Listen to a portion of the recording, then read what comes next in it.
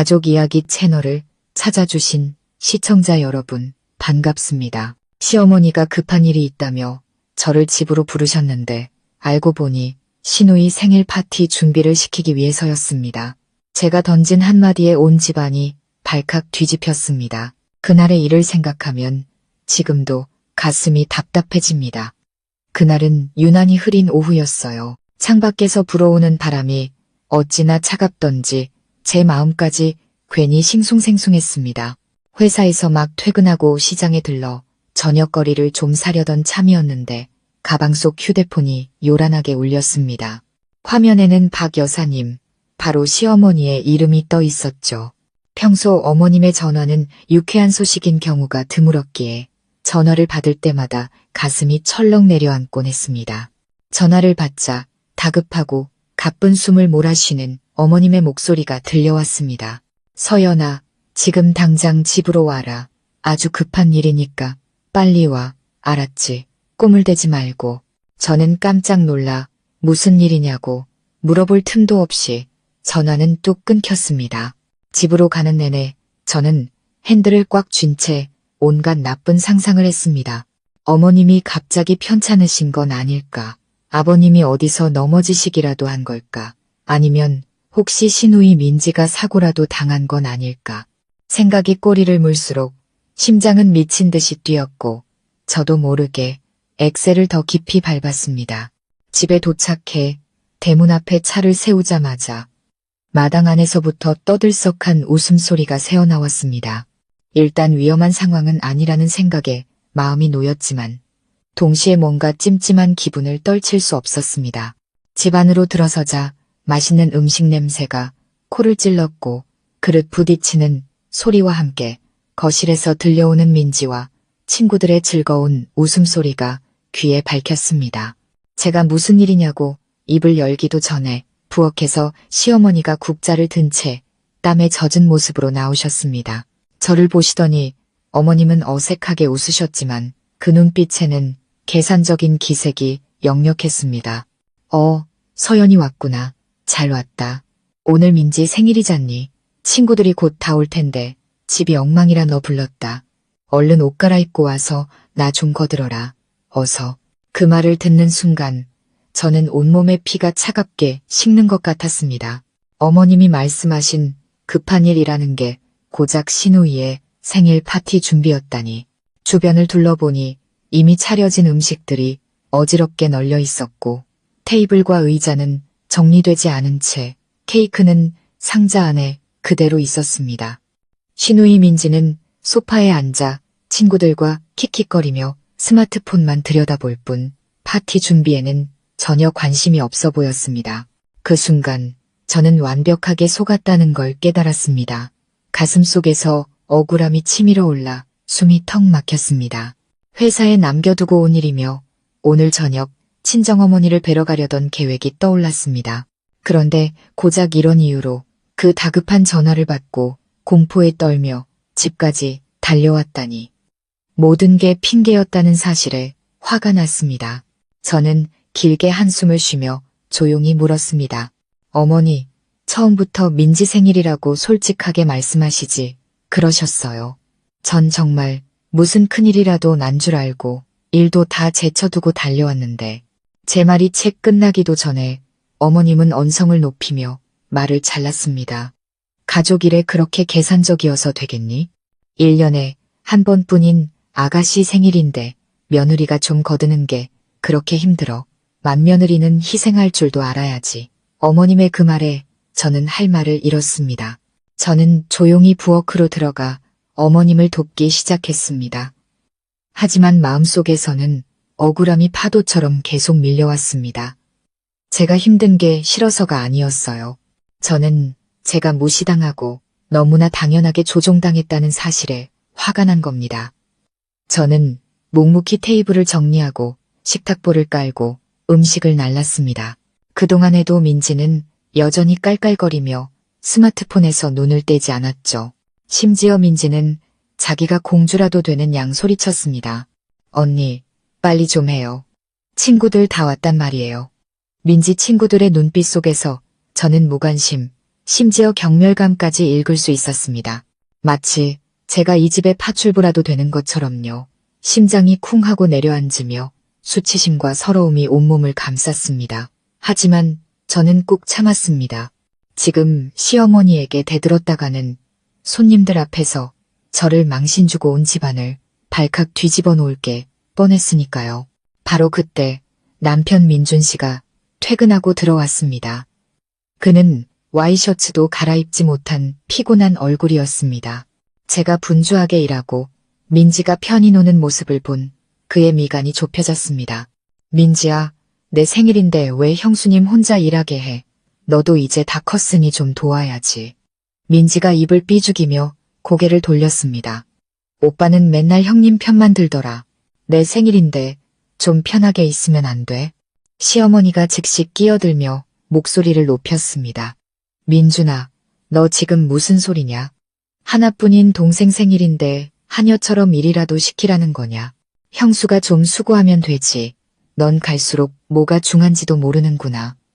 시어머니의 말에 민준 씨의 얼굴이 어두워졌지만 그는 더 이상 반박하지 않았습니다.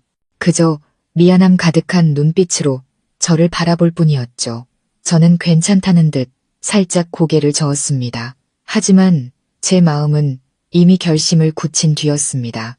더는 이렇게 참고만 살 수는 없다고. 분노와 서러움이 극에 달했습니다. 저는 들고 있던 쟁반을 테이블에 쾅 소리가 나게 내려놓았습니다. 그 소리에 모두가 깜짝 놀라 저를 쳐다봤습니다. 저는 깊게 숨을 들이마신 뒤 떨리는 목소리로 하지만 단호하게 말했습니다. 어머니, 제가 돕는 건 당연하지만 전 이 집의 파출부가 아닙니다. 아가씨 생일이 어머니께서 저를 속여서 불러드릴 만큼 급한 일이라면 더 이상 무시당하지 않기 위해 저도 사람들 앞에서 제 입장을 분명히 밝혀야겠습니다. 순간 정적이 흘렀습니다. 시어머니와 민지, 그리고 친구들까지 집안에 있던 모든 시선이 제게로 쏠렸습니다. 시어머니는 제가 감히 그렇게 정면으로 맞설 줄은 몰랐다는 듯 입을 떡 벌렸습니다. 민지는 놀라움과 분노가 뒤섞인 표정으로 눈을 동그랗게 떴죠. 그리고 민준 씨. 남편의 눈은 걱정과 희망이 교차하며 순간 반짝였습니다. 그 순간 저는 알 수 있었습니다. 이제부터 이 집안의 관계는 완전히 새로운 국면으로 접어들 것이라는 것을요. 제 말 한마디에 집안 공기는 얼음장처럼 차갑게 굳어버렸습니다. 조금 전까지 시끄럽던 웃음소리는 온데간데 없이 사라지고 부엌 구석에서 들리는 냉장고 소리만이 정적을 깼습니다. 저는 허리를 꼿꼿이 세우고 두 손으로 옷자락을 꽉 쥔 채 서 있었습니다. 심장이 미친 듯이 뛰었지만 방금 뱉은 말을 주워 담을 수는 없었습니다. 시어머니의 두 눈이 이글거렸고 얼굴은 새빨갛게 달아올랐습니다. 국자를 쥔 손은 마치 딱이라도 맞은 사람처럼 부들부들 떨렸죠. 너 지금 뭐라고 했니, 서연아? 어머님의 목소리는 한 글자 힘을 주어 내뱉는 바람에 날카롭게 갈라졌고 그 기세에 민지, 친구들마저 숨을 죽였습니다. 저는 마른 침을 삼키며 애써 평정을 유지했습니다. 전 제 삶이 있고 제 일과 친정이 있다는 걸 말씀드리고 싶었을 뿐입니다. 급한 일이란 말씀에 걱정하며 달려왔는데 고작 파티 준비라니요. 무시당하는 기분입니다. 민지가 자리에서 벌떡 일어나며 얼굴을 붉혔습니다. 누가 언니를 무시했다고 그래요? 오늘 내 생일인데 형님이 좀 챙겨주는 게 당연한 거 아니에요? 내가 이 집 동생인데 언니가 일하는 게 뭐 어때서요? 민지의 비아냥 섞인 목소리가 제 가슴에 비수처럼 꽂혔습니다. 저는 피곤하고 슬픈 눈으로 민지를 바라봤습니다. 민지야, 너도 이제 다 컸잖니. 생일이라고 언제까지 남이 다 챙겨주길 바랄 수는 없어. 언니가 힘든 게 아까워서가 아니야. 네가 한 번이라도 내 입장에서 생각해 본 적이 있니? 분위기는 점점 험악해졌고 민지 친구들은 저희를 구경거리 삼아 수군거리며 킥킥대기까지 했습니다. 마치 재미있는 연극이라도 보는 것 같았죠. 시어머니는 저를 향해 손가락질하며 소리쳤습니다. 요즘 며느리들은 정말 은혜도 몰라. 이 집에서 먹고 자면서 그깟 일 좀 하는 게 그렇게 억울해? 내가 널 속였다고? 가족으로 생각하니까 부른 거지. 책임을 다하라고 부른 걸 가지고 어디서 대들어? 이게 무슨 꼴이야. 그때 민준 씨가 나섰습니다. 그의 목소리는 떨렸지만 결연했습니다. 어머니, 형수 말이 틀리지 않아요. 원래대로라면 오늘 민지가 스스로 준비했어야죠. 저와 서연 씨도 각자 일이 있는데 이렇게 형수만 부르는 건 너무 불공평해요. 남편의 말은 불에 기름을 붓는 격이었습니다. 시어머니는 아들에게 휙 돌아서며 으르렁거렸습니다. 너도 내 마누라 편드는 거냐? 이 집에서 나만 외톨이가 되는구나. 여태 조용히 계시던 아버님이 그제야 헛기침을 하시며 입을 여셨습니다. 여보, 그만하시오. 며느리 말에도 일리가 있소. 각자 할 일이 있는 법인데 언제까지 며느리한테만 기댈 거요? 민지도 다 컸는데 왜 자꾸 의지하려고만 해? 아버님의 말씀은 시어머니의 자존심을 건드렸습니다. 어머님은 남편을 쏘아보더니 휙 돌아서며 손을 내저었습니다. 됐어요. 말해봤자 뭐해요. 어디 이 며느리 본색이 어떤지 다들 똑똑히 보라고 하죠. 주변 사람들의 빤히 쳐다보는 시선과 수군거리는 소리가 바늘처럼 제사를 찔렀습니다. 마음속에서는 폭풍이 일었지만 동시에 오랫동안 억눌러왔던 용기의 불씨가 타오르기 시작했습니다. 저는 숨을 깊게 들이마신 뒤 낮지만 또렷한 목소리로 말했습니다. 오늘 다들 보시는 앞에서 확실히 말씀드리겠습니다. 저는 이 집에 무시당하러 공짜로 일해주러 온 사람이 아닙니다. 며느리로서 도리는 다하겠지만 저에겐 제 인격이 있습니다. 누가 마음대로 부려도 되는 사람이 아니란 말입니다. 제 근처에 앉아있던 민지 친구 몇몇은 이전과는 다른 눈빛으로 저를 보며 고개를 끄덕이기까지 했습니다. 하지만 민지는 발을 동동 구르며 소리쳤습니다.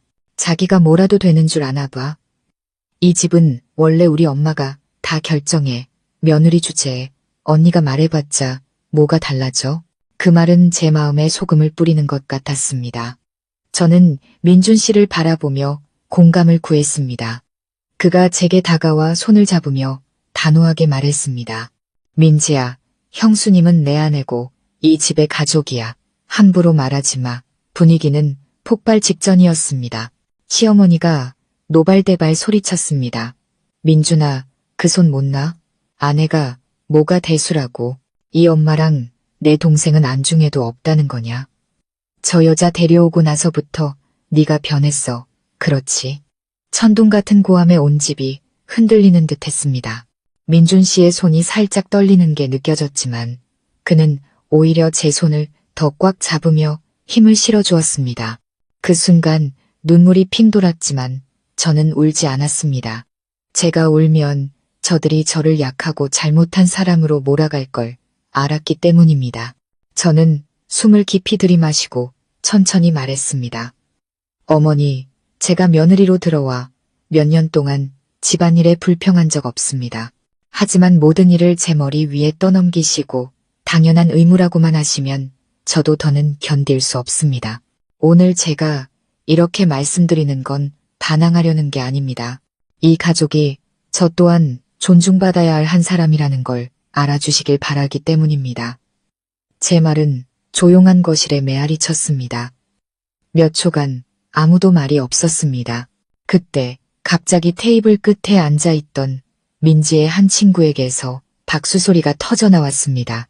형수님 말씀 정말 멋지네요. 저도 그 말이 맞다고 생각해요.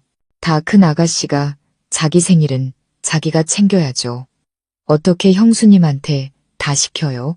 형수님도 하루 종일 밖에서 힘들게 일하고 오셨을 텐데. 민지는 창피함에 얼굴이 새빨개져 그 친구를 쏘아봤습니다. 시어머니도 외부인이 끼어들자 당황한 기색이 역력했습니다.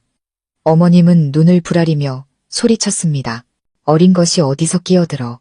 우리 집 일에 네가 무슨 상관이야. 하지만 분위기는 이미 달라져 있었습니다. 다른 몇몇 사람들도 조용히 동조하며 수군거렸습니다. 저는 기회를 놓치지 않고 말을 이었습니다. 낮지만 분명한 목소리였습니다. 어머니, 민지를 아끼시는 마음은 알겠습니다.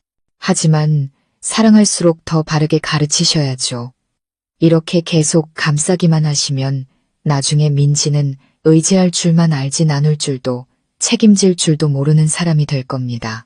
그게 정말 어머니께서 바라시는 건가요? 제 질문은 시어머니의 자존심에 날카롭게 밝혔습니다. 어머님은 잠시 눈빛이 흔들리더니 이내 고개를 돌리며 여전히 굳은 목소리로 말했습니다. 말 한 번 잘하는구나. 하지만 이 집은 원래부터 이랬어. 변한 적 없어. 누굴 가르치려 들려거든 딴 데 가서 해. 난 필요 없으니까. 저는 오늘 모든 것을 바꿀 수는 없다는 걸 깨달았습니다.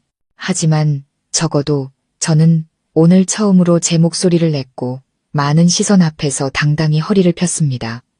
마음속에 따뜻한 기운이 퍼지는 걸 느꼈습니다. 민준 씨가 제 손을 더 꽉 쥐는 게 느껴졌습니다. 그의 눈에는 존경심이 비쳤죠. 앞으로 더 큰 풍파가 닥칠지라도 저는 이것이 이 집안의 큰 변화를 위한 첫걸음이라는 것을 알았습니다. 그리고 그 순간부터 저는 앞으로 닥쳐올 모든 것들을 각오했습니다. 더 많은 논쟁과 눈물, 심지어 거센 폭풍까지도요. 하지만 한 번 불을 지폈으니 다시는 그 불씨를 꺼뜨리지 않겠다고 다짐했습니다. 집안 공기는 마치 졸아붙고 있는 찌개처럼 걸쭉하고 무거웠습니다. 맛있는 음식 냄새도 이 숨막히는 분위기를 가시게 하기엔 역부족이었죠. 저는 조용히 식탁에 앉아 있었습니다. 가끔씩 민지 친구들과 이제 막 도착한 친척들의 빤히 쳐다보는 시선이 느껴졌습니다. 마음속에서는 분노와 아픔이 파도처럼 일었지만 겉으로는 애써 평온한 척해야 했습니다. 시어머니는 그게 정말 어머니께서 바라시는 건가요? 라는 제 질문에 한동안 말이 없으셨습니다. 하지만 원래 지기 싫어하는 성격이신지라 결코 패배를 인정하지 않으셨죠.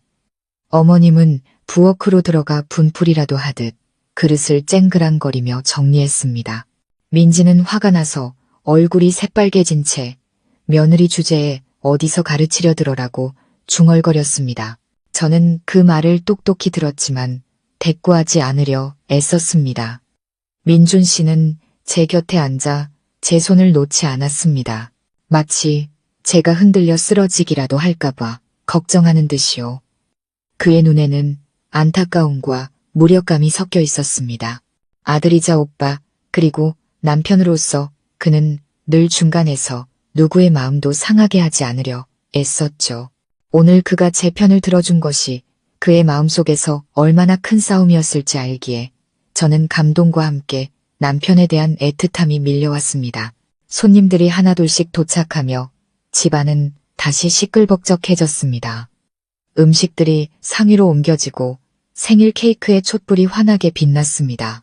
겉으로는 모든 것이 활기차 보였지만 제 마음은 아직 아물지 않은 상처 같았습니다. 저는 화려한 옷을 입고 친구들에게 선물을 받으며 해맑게 웃는 민지를 바라보았습니다. 방금 전의 일은 전혀 신경 쓰지 않는 듯 보였죠. 그리고 몇몇 친척 어른들도 도착했습니다.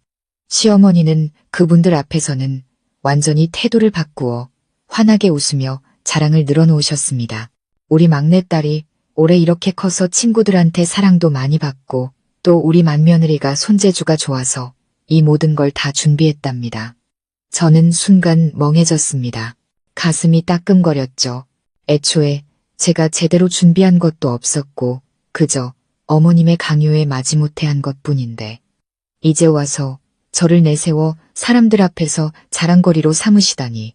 먼 친척벌되는 아주머니 한 분이 다가와 능글맞게 웃으며 제게 물었습니다.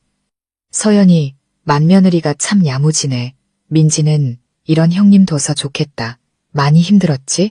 저는 입술을 깨물고 억지로 미소 지었습니다. 아니에요, 아주머니. 가족들이 즐거우면 저도 좋은걸요. 제 말이 끝나자마자 시어머니가 끼어들었습니다. 그럼요. 우리 서연이가 불평 한마디 안 해요. 다만 생각이 좀 많아서 그렇지.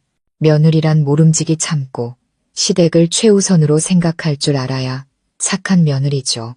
그 말은 제 심장을 후벼 파는 칼날 같았습니다. 저는 입술을 꽉 다물고 눈시울이 뜨거워지는 것을 애써 참았습니다. 어머님이 방금 전에 이를 빗대어 부드러운 말로 저를 질책하고 있다는 것을 알 수 있었죠. 주변 사람들은 내막도 모른 채 고개를 끄덕이며 웃었고 제가 침묵하자 정말 제가 시어머니 말처럼 착한 며느리라고 생각하는 듯 했습니다. 촛불을 끌 시간이 되자 온 가족이 케이크 주위로 모였습니다. 민지는 눈을 감고 소원을 빈 뒤 사람들의 박수 소리에 까르르 웃었습니다.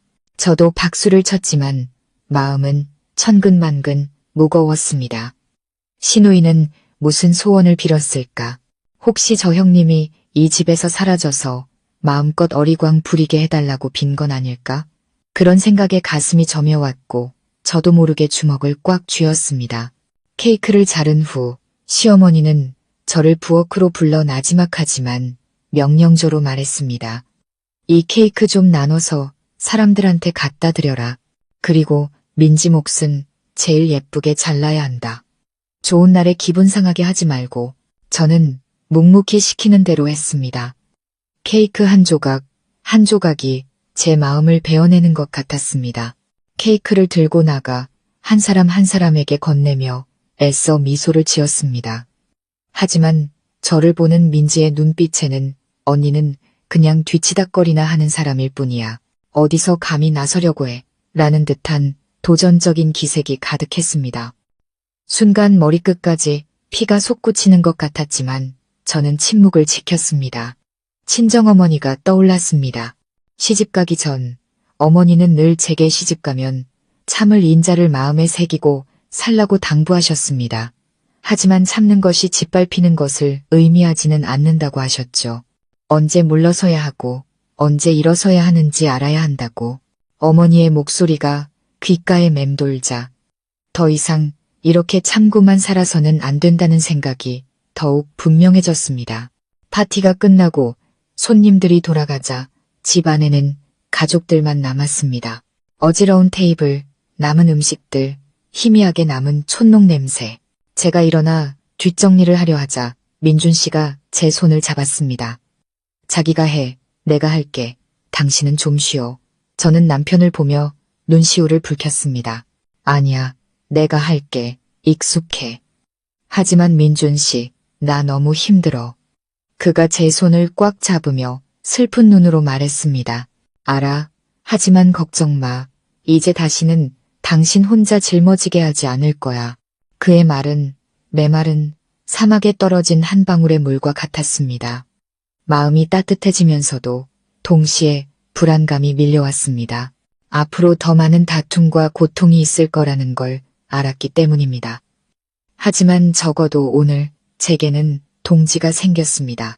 시어머니가 밖으로 나오다 저희가 손잡고 있는 모습을 보고는 흥하고 콧방귀를 뀌었습니다. 새파란 며느리가 벌써부터 머리 꼭대기에 올라서려고 하네. 어디 이 집에서 누가 주인인지 두고 보자고. 저는 아무 대답도 하지 않았습니다. 그 순간 제 마음속에는 이미 결심이 싹트고 있었습니다. 더 이상 억압당하며 살지 않겠다고. 어떤 대가를 치르더라도 이 집안의 힘의 균형을 바꾸고 말겠다고. 그리고 오늘 밤은 수많은 생각으로 긴 밤이 될 거라는 걸 직감했습니다. 잠이 오지 않았습니다. 옆에서 고른 숨을 내쉬는 민준 씨를 보며 제 마음은 여전히 복잡했습니다. 친정어머니를 생각하고 어린 시절을 생각하고 한 여성으로서의 존엄성을 생각했습니다. 제가 스스로 일어서지 않으면 아무도 저를 끝까지 지켜주지 않을 거라는 걸 깨달았습니다. 그리고 그 순간 저는 제 자신에게 조용히 맹세했습니다. 내일부터는 모든 것이 달라질 거라고. 온 집안이 발칵 뒤집히더라도 나는 절대 물러서지 않을 거라고. 그날 밤 뒷정리를 마치고 방으로 돌아왔지만 마음은 여전히 무거웠습니다. 파티의 웃음소리는 잦아든 지 오래였지만 비아냥거리던 말들과 빤히 쳐다보던 시선들의 잔상은 여전히 제 어깨를 짓눌렀습니다. 저는 남편 옆에 누워 뒤척이다 잠을 이루지 못했습니다. 그가 돌아서 저를 안으며 나지막이 말했습니다. 당신 혼자 그렇게 서럽게 해서 미안해. 약속할게. 이제 다시는 어머니랑 민지가 마음대로 하게 두지 않을 거야. 그 말을 듣자 눈앞이 흐려졌습니다. 몇 년의 시집살이 동안 남편이 그렇게 말해준 것은 처음이었습니다. 하지만 시어머니의 성격을 알기에 그 약속 하나만으로는 부족하다는 것도 알고 있었죠. 저는 조용히 고개를 끄덕이며 남편의 가슴에 얼굴을 묻고 속삭였습니다. 민준 씨, 당신이 계속 중간에 끼어서 힘들어하는 거 원치 않아요. 하지만 계속 이렇게 참고만 살면 언젠가 우리는 이 집에서 우리 목소리를 완전히 잃게 될 거예요. 다음 날 아침 제가 부엌으로 내려가자 시어머니가 이미 그곳에 엄한 표정으로 서 계셨습니다. 저를 보자마자 쏘아붙이셨죠. 서연아, 어제 내 행동 때문에 내가 얼마나 망신을 당했는지 알아? 손님들 앞에서 그게 무슨 말버릇이야? 다들 뒤에서 수군거리는 거 못 들었니? 며느리라는 게 시댁 체면은 생각 안 하고 어디서 감히 대들어. 저는 심호흡을 하며 평정심을 유지했습니다. 어머니, 일부러 어머니 체면 깎으려던 건 아니었어요. 하지만 급한 일이란 말씀에 정말 큰일인 줄 알고 달려왔는데 알고 보니 파티 준비였잖아요. 무시당하는 기분이 들어서 솔직하게 말씀드린 거예요. 더는 마음에 담아두고 싶지 않았어요. 시어머니가 국자를 식탁에 콱 내려치며 언성을 높였습니다. 무시. 이 집이 너한테 뭘 안 해줬다고 무시를 운운해. 네가 이 집 며느리로 들어와서 이 집 밥 먹고 살면 집안일 거드는 건 당연한 거야. 어디서 공평함이니 뭐니 따지고 들어? 그 말들은 비수가 되어 제 가슴에 밝혔습니다. 저는 주먹을 꽉 쥐었지만 여전히 차분한 목소리를 유지했습니다. 어머니, 제가 며느리로서 책임이 있다는 거 알아요. 하지만 저도 사람이고 친정이 있고 제 일이 있어요. 존중받고 싶어요. 이제 더는 조용히 억압당하고만 있지는 않겠습니다. 시어머니는 순간 멍하니 저를 바라보셨습니다.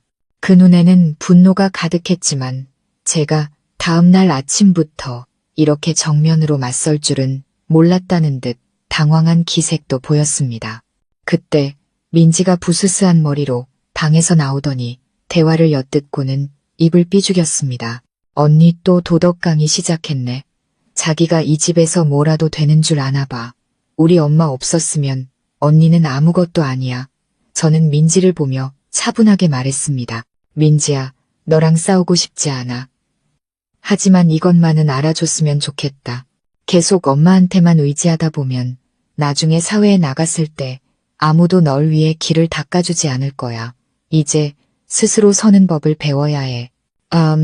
민지는 화가 나서 제게 달려들 기세였지만 마침 베란다에서 들어오신 아버님이 엄하게 말씀하셨습니다. 그만들 해라. 다들 나이 먹을 만큼 먹었는데 집안을 시장 바닥으로 만들 셈이냐. 그리고 덧붙이셨죠. 서연이 말이 맞다. 딸 자식도 이제 어른이 될 준비를 해야지. 언제까지 내 엄마한테 다 맡길 거냐. 아버님의 말씀에 험악했던 분위기가 가라앉았습니다. 시어머니는 고개를 돌려 침묵했지만 그 마음속이 쉽게 풀리지 않았다는 걸 저는 알 수 있었습니다. 저는 아버님의 눈빛에서 조용한 동의를 읽었습니다. 거친 파도 속에서 작은 기댈 곳을 찾은 기분이었죠. 그날 저는 이전에는 한 번도 해보지 않았던 일을 하기로 결심했습니다.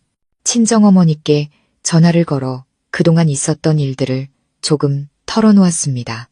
수화기 너머로 들려오는 어머니의 목소리는 따뜻했지만 걱정이 가득했습니다.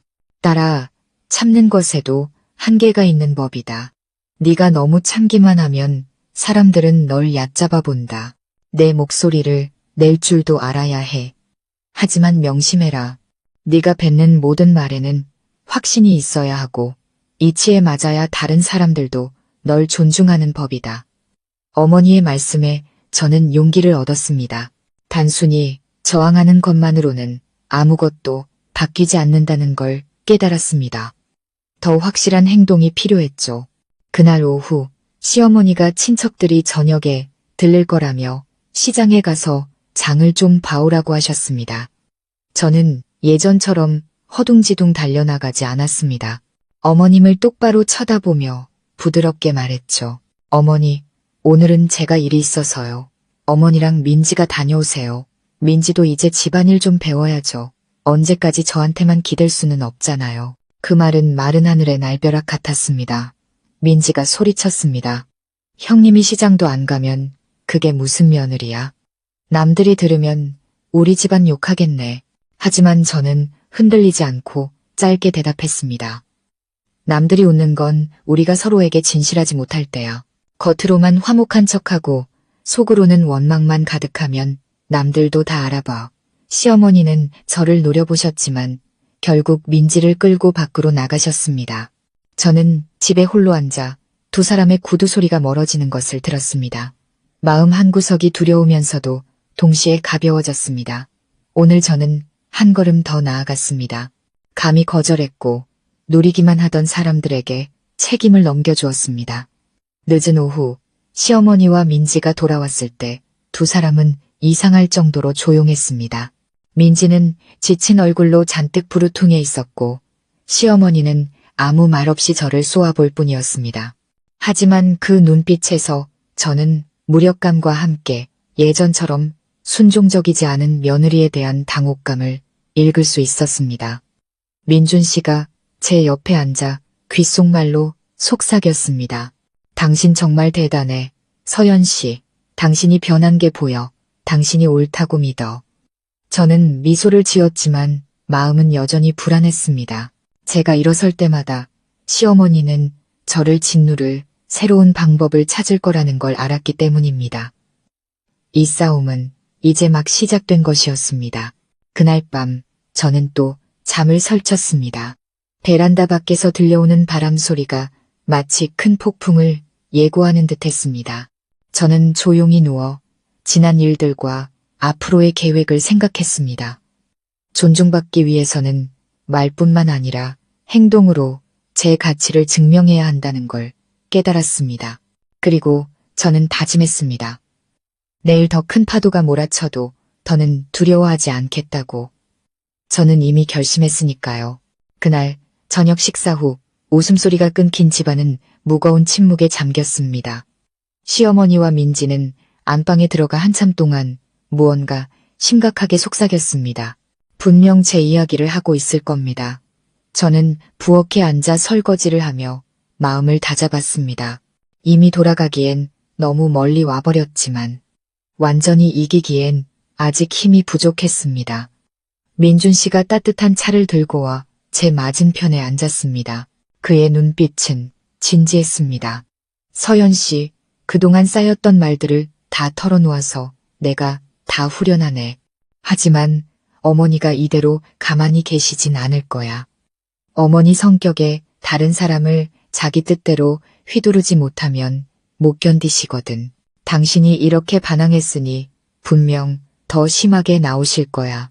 저는 손을 닫고 남편 옆에 앉아 천천히 말했습니다. 알고 있어요. 하지만 계속 침묵하면 전 평생 이 집에서 그림자처럼 살아야 할 거예요.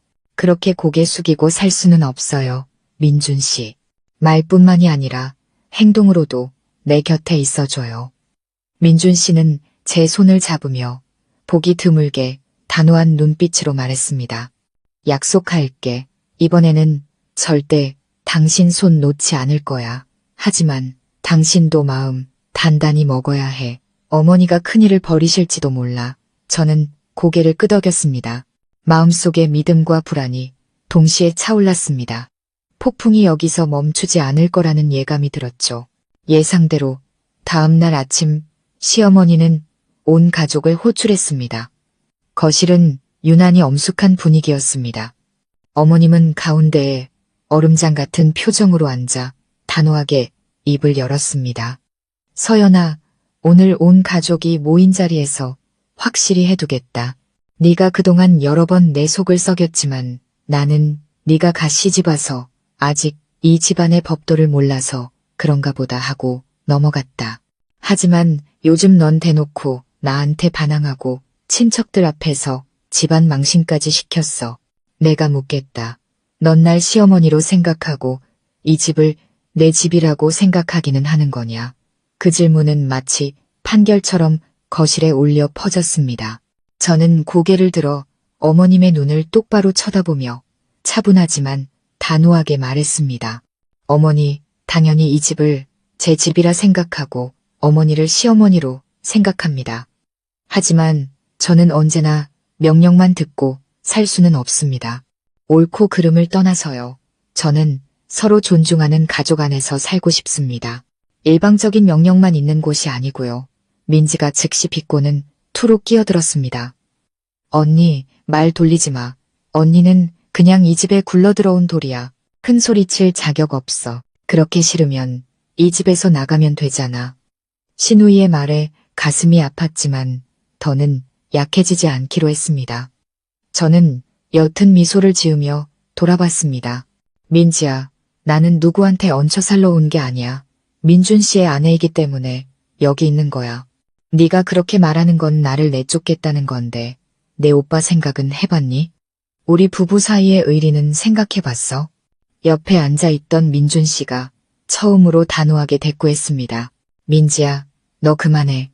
이건 우리 부부 문제야. 네가 끼어들 자격 없어. 그 말에 온 집안이 얼어붙었습니다. 시어머니는 아들을 믿을 수 없다는 듯이 쳐다봤습니다. 민준아, 네가 감히 엄마와 동생 앞에서 그렇게 말해. 누가 널 낳고 길렀는지 잊었어. 민준 씨의 목소리는 평소와 달리 단단했습니다. 한 번도 잊은 적 없습니다. 하지만 제가 아내가 있다는 사실도 잊지 않았습니다. 어머니께서도 알아주셨으면 합니다. 제 아내는 하녀도 아니고 마음대로 부릴 수 있는 도구도 아닙니다. 거실은 쥐 죽은 듯 조용했습니다. 시어머니는 분노의 차자리에서 벌떡 일어났습니다. 잘났구나. 내 아들이 이제 아내 때문에 이 어미한테 대들어? 이 집안 정말 쑥대밭이 되겠구나. 제 어깨가 떨리는 게 느껴졌지만 마음속에서는 한 줄기 빛이 보였습니다. 처음으로 민준 씨가 애매한 태도를 버리고 완전히 제 편에 서준 것입니다.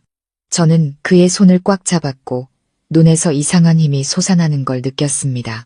그때 시어머니가 제게 돌아서며 날카롭게 말했습니다. 네가 이렇게 집안을 뒤흔들고 싶다면 소원대로 해주마. 오늘부터 이 집안일은 내가 다시 분배하겠다. 어디서 빠져나갈 생각은 꿈도 꾸지 마. 며느리 노릇이 뭔지 똑똑히 보여주마. 저는 이것이 도전장이라는 걸 알았습니다. 저는 심호흡을 하고 대답했습니다. 어머니께서 공평하게 나눠주시면 제가 하겠습니다. 하지만 또 저한테만 일을 몰아주시고 민지나 다른 식구들은 손 하나 까딱하지 않는다면 그땐 거절하겠습니다. 저는 참을 만큼 참았습니다. 분위기는 폭발했습니다. 민지가 소리쳤습니다. 형님이 어떻게 엄마한테 그렇게 말대꾸를 해요? 살다 언니처럼 뻔뻔한 사람은 처음 보네. 하지만 이번에는 저도 물러서지 않았습니다. 저는 자리에서 일어나 크고 또렷하게 말했습니다. 민지야, 똑똑히 기억해. 나는 네가 함부로 짓밟아도 되는 사람이 아니야. 내가 그동안 너무 많이 참았지만 오늘 분명히 말할게. 이제부터 각자 일은 각자 하는 거야. 공평하면 내가 하고 불공평하면 난 더 이상 짊어지지 않을 거야. 네가 계속 나를 무시한다면 내가 그동안 이 집에서 어떻게 살아왔는지 온 세상에 다 알려줄 테니까. 제 말에 온 가족이 심지어 시어머니조차 순간 말을 잃었습니다. 제가 그렇게 정면으로 선전포고할 줄은 몰랐던 거죠. 옆에 앉아있던 민준 씨의 눈이 빛났고 제 손을 더욱 굳게 잡았습니다. 저를 끝까지 지지하겠다는 무언의 약속이었습니다. 그 순간 저는 제가 새로운 경계선을 넘었다는 것을 알았습니다. 더 이상 침묵하는 며느리가 아니라 불공평함에 정면으로 맞서 싸우는 사람이 된 것입니다. 숨막히는 공기가 거실을 가득 채웠습니다. 여태 침묵하던 아버님이 마침내 입을 여셨습니다. 그의 목소리는 낮았지만 단호했습니다. 그만들 해라. 이 집안이 언제까지 이럴 거냐. 여보, 당신도 다시 생각해봐. 어떻게 서연이 혼자한테 모든 짐을 지게 해. 자식들 다 컸으니 각자 책임이 있는 거야. 시어머니는 남편을 분노에 찬 눈으로 쳐다봤지만 더 이상 아무 말도 하지 않았습니다. 어머님은 등을 돌려 방으로 들어가 문을 쾅 닫아버렸습니다. 민지는 화가 나서 욕설을 중얼거리며 2층으로 올라가 버렸고 거실에는 저와 민준 씨 그리고 아버님만 남았습니다.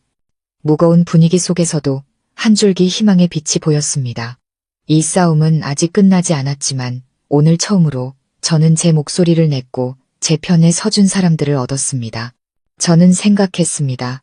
이 소란은 이제 시작일 뿐이라고. 하지만 저는 물러서지 않을 겁니다. 제 길을 선택했으니까요. 그날 아침에 팽팽한 대치 이후 집안에는 보이지 않는 벽이 생긴 것처럼 어색한 분위기가 흘렀습니다. 각자 다른 생각을 품은 채 예전처럼 자연스럽게 웃고 이야기하는 사람은 아무도 없었죠. 시어머니는 하루 종일 방에서 나오지 않다가 식사 시간이 되어서야 모습을 드러냈지만 그마저도 몇 숟갈 뜨는 둥 마는 둥 하고 자리를 떠버렸습니다. 어머님의 침묵은 고함보다 더 무서웠습니다. 마치 폭풍이 몰아치기 전에 고요함 같았죠. 저는 어머님의 성격을 잘 알았습니다. 침묵할수록 더 위험하다는 것을요. 어머님은 특히 친척들 앞에서 체면을 구겼을 때는 결코 지고 넘어가는 분이 아니었습니다. 저는 조용히 경계하며 겉으로는 평온을 유지하려 애썼습니다. 어떤 상황이 닥치든 마음을 굳게 먹고 예전처럼 물러서지 않겠다고 다짐했습니다. 여기서 한 번 더 무너지면 지금까지의 모든 노력이 물거품이 될 테니까요. 민지는 여전히 저를 볼 때마다 입을 삐죽이며 비꼬는 말을 던졌습니다. 언니 정말 대단하다. 우리 엄마를 화병나게 만들고 이 집을 아주 우습게 보내. 저는 대꾸하지 않고 그저 한번 쳐다본 뒤 제 갈 길을 갔습니다. 제 무관심한 태도에 민지는 더 화를 냈지만 제 마음은 오히려 평온했습니다. 민지와 말싸움을 해봤자 상황만 더 복잡해질 뿐이라는 걸 알았기 때문이죠. 그날 오후 제가 일을 하고 있는데 밖에서 시어머니가 부르는 소리가 들렸습니다. 목소리는 다급하지 않았지만 차갑고 무감정했습니다. 서연아, 이리 좀 와봐라. 제가 나가보니 어머님은 낯선 아주머니 한 분과 함께 서 계셨습니다. 친척 중 한 분인 듯 했습니다. 시어머니는 저를 보며 웃었지만 그 미소는 어색하기 짝이 없었습니다. 여긴 내 외가 쪽 화영고모다. 오늘부터 자주 와서 집안일 좀 도와주실 거야. 네가 너무 힘든 것 같아서 말이다. 겉으로는 저를 위하는 말이었지만 저는 그 속에 숨은 의도를 즉시 알아차렸습니다. 어머님은 제가 집안이라는 것을 원치 않는 게 아니라 외부인을 끌어들여 저와 비교하고 사람들 앞에서 저를 깎아내릴 구실을 만들고 싶어 하시는 거였습니다. 저는 조용히 고개를 숙여 인사하고 차분하게 대답했습니다. 어머니, 걱정해 주셔서 감사해요. 하지만 저 혼자서도 충분히 제 몫은 할 수 있어요. 고모님이 도와주시면 저도 일이 좀 줄어들긴 하겠네요. 제 예상외로 담담한 반응에 시어머니의 눈이 순간 흔들렸습니다. 저는 어머님이 저를 압박하려는 속셈을 알았지만 그렇게 쉽게 당해주지는 않을 작정이었습니다. 며칠 후 시어머니는 교묘하게 제게 일거리를 몰아주기 시작했습니다. 고모님에게는 민지와 함께 시장을 보게 하고 제게는 마당 청소, 창고 정리, 무거운 물건 나르기 같은 힘든 일을 시켰습니다. 그 모습을 본 민준 씨가 저를 도우려 했지만 저는 그를 말렸습니다. 여보, 그냥 둬요. 어머니가 어디까지 하시나 보고 싶어요. 제가 쭈그려 앉아 창고를 정리할 때 퀴퀴한 곰팡이 냄새가 코를 찔렀습니다. 시어머니는 문가에 서서 몸이 건조한 목소리로 말했습니다. 며느리란 크고 작은 집안일을 다 꿰고 있어야 하는 법이다. 이게 바로 책임감이라는 거지. 어디 앉아서 공평, 불공평이나 따지는 게 아니고. 저는 고개를 들어 옅게 미소 지었습니다. 어머니 말씀이 맞아요. 며느리는 책임감을 가져야죠. 저는 힘든 일 하는 거 두렵지 않아요. 모든 것이 공평하기만 하다면요. 제가 이렇게 일하면 민지도 배워야 마땅하죠. 그게 옳은 거고요. 제 대답에 시어머니는 잠시 할 말을 잃으셨지만 이내 지지 않으려는 듯 등을 돌려 가버렸습니다. 먼지투성이 창고에 홀로 남겨졌지만 제 마음속에서는 이상한 자신감이 솟아났습니다. 저는 예전의 제가 아니었습니다.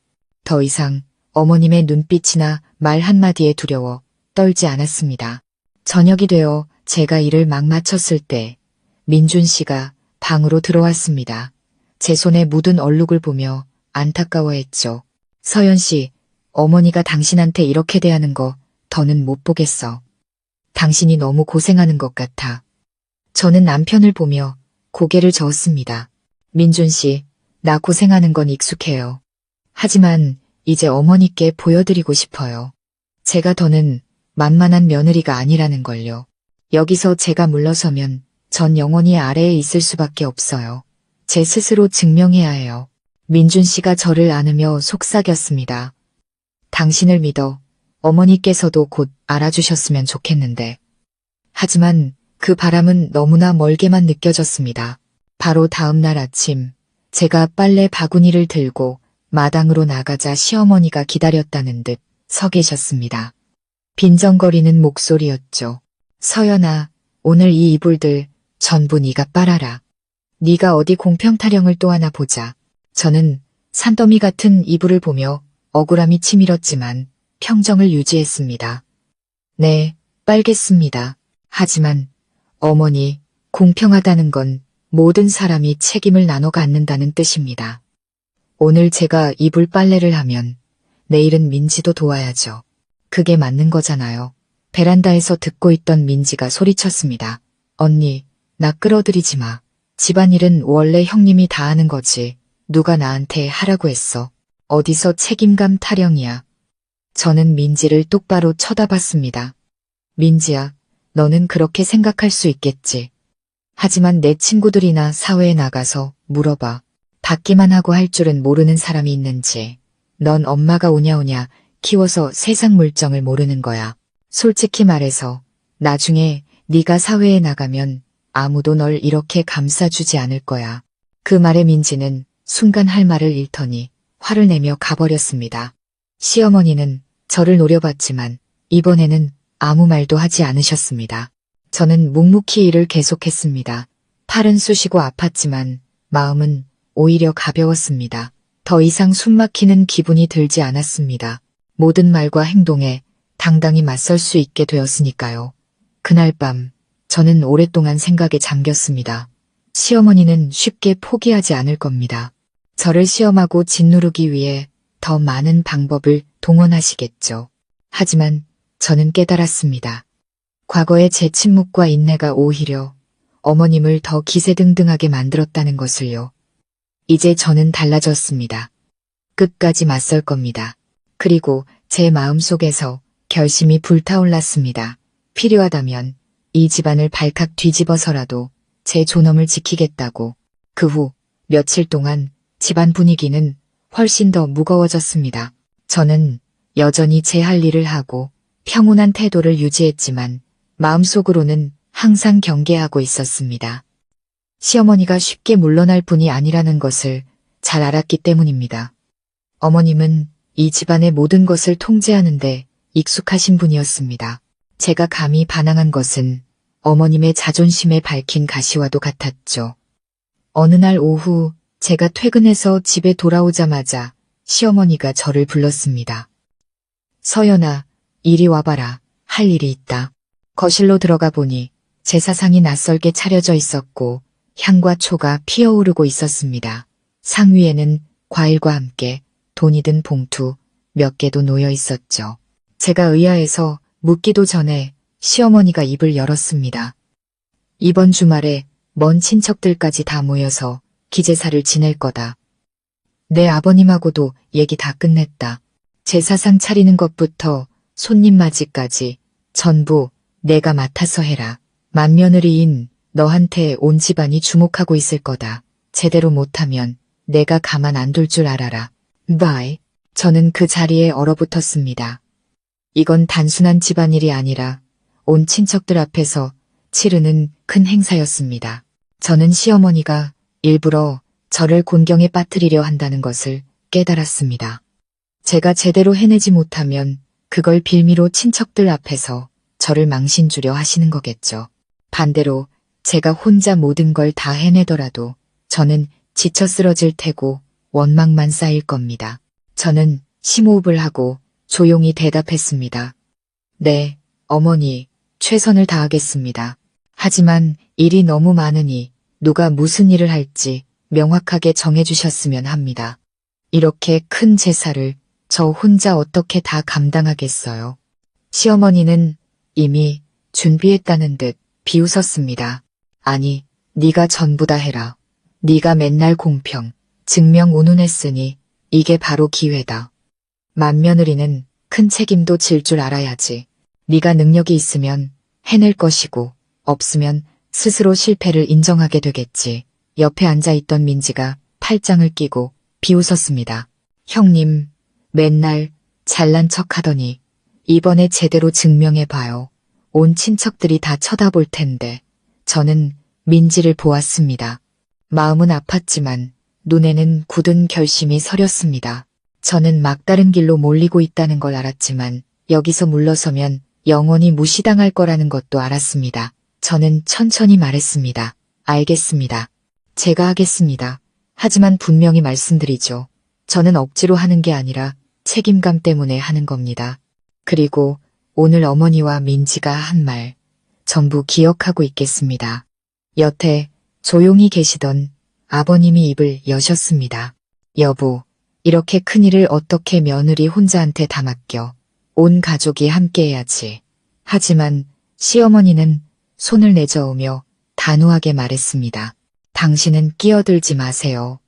난 이 며느리 능력이 어디까지인지 시험해보고 싶으니까. 저는 고개를 숙였지만 마음속에서는 불길이 치솟았습니다.